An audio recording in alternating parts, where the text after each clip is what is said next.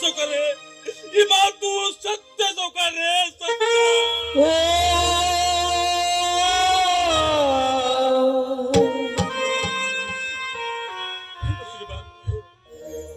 ಬೇಕಾದ್ರೆ ಬೇಕಾದ್ರೆ ಮಂಜು ಸತ್ಯ ಸುದ್ದಿ ಪೇಪರ್ ನಲ್ಲಿ ಬಂದಿದೆ ನೋಡಮ್ಮ, ನೋಡು.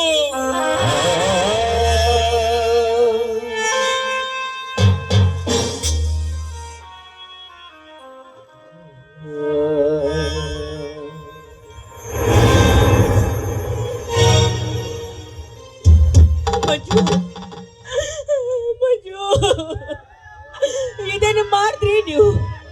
ನನ್ನನ್ನು ಒಂಟಿಯಾಗಿ ಬಿಟ್ಟು ಹೊರಟೋದ್ರ? ನೀವು ಒಂಟಿಯಾಗಿ ಬಿಟ್ಟು ಹೊರಟೋದ್ರ? ಯಾಕೆ ಯಾಕೆ ನನ್ನ ನಡು ನೀರಿನಲ್ಲಿ ಕೈ ಬಿಟ್ಟು ಹೊರಟೋದ್ರಿ ಮಂಜು?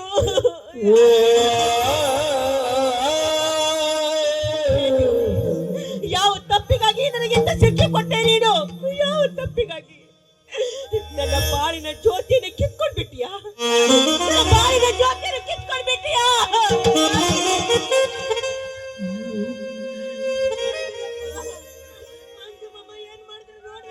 ಈ ಬಾಳಲಿ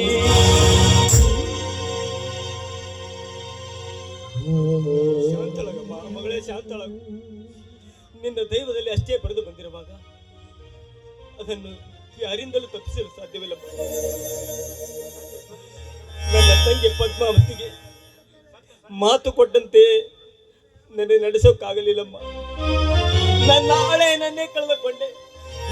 ಈ ದೇಶಕ್ಕಾಗಿ ನನ್ನ ಹಳೆಯ ಪ್ರಾಣ ತ್ಯಾಗ ಮಾಡಿದ.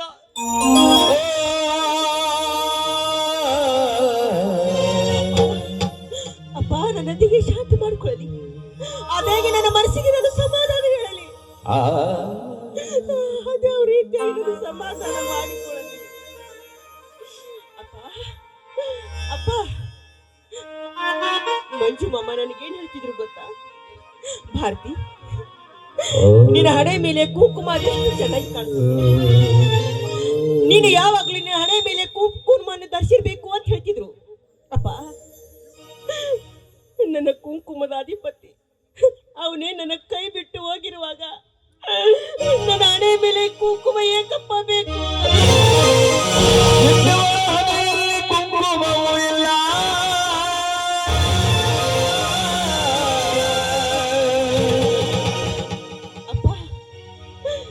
ಮಂಜು ಮಾಮ ಏನ್ ಹೇಳ್ತಿದ್ರು ಗೊತ್ತಾ? ಭಾರತಿ, ನಾನು ದಿನಾಲು ಮನೆಗೆ ಬರುವಾಗ ನಿನ್ನ ಈ ಜಡೆಗೆ ನಾನು ಮಲ್ಲಿಗೆ ತೆಗೆದುಕೊಂಡು ಬರ್ತೀನಿ ಅಂತ ಹೇಳ್ತಾ ಇದ್ರು. ಈ ನನ್ನ ಜಡೆಗೆ ಹೂವನ್ನು ಮುಡಿಸುವ ನನ್ನ ಅಧಿಪತಿ ನನ್ನ ಕೈ ಬಿಟ್ಟು ಹೋಗಿರುವಾಗ ಈ ನನ್ನ ಜಡೆಗೆ ಈ ಹೂ ಏಕೆ ಬೇಕಪ್ಪ?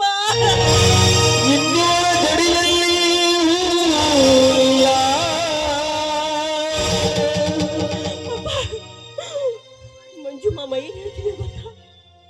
ಭಾರತಿ, ನಿನ್ನ ಕೈಯಲ್ಲಿ ಹಸಿರು ಬಳೆ ಅದೆಷ್ಟು ಚೆನ್ನಾಗಿ ಕಾಣಿಸುತ್ತೆ. ನಾನು ಮನೆಗೆ ಬಂದ ಮೇಲೆ ನಿನ್ನ ಕೈಯಲ್ಲಿ ಹಸಿರು ಬಳೆಯನ್ನು ತೊಟ್ಕೊಂಡು ಆ ಕಡೆಯಿಂದ ಈ ಕಡೆ, ಈ ಕಡೆಯಿಂದ ಆ ಕಡೆ ಮನೆಯಲ್ಲಿ ಓಡಾಡ್ಬೇಕು ಅಂತ ನನಗೆ ಹೇಳ್ತಾ ಇದ್ರು.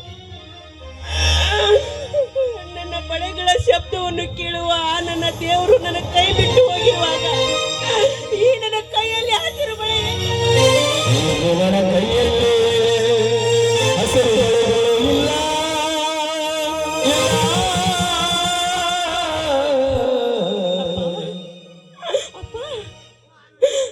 ಊರಲ್ಲಿ ಸಪ್ತಪದಿ ತುಳಿದು ಸಾವಿರಾರು ಜನರ ಸಮ್ಮುಖದಲ್ಲಿ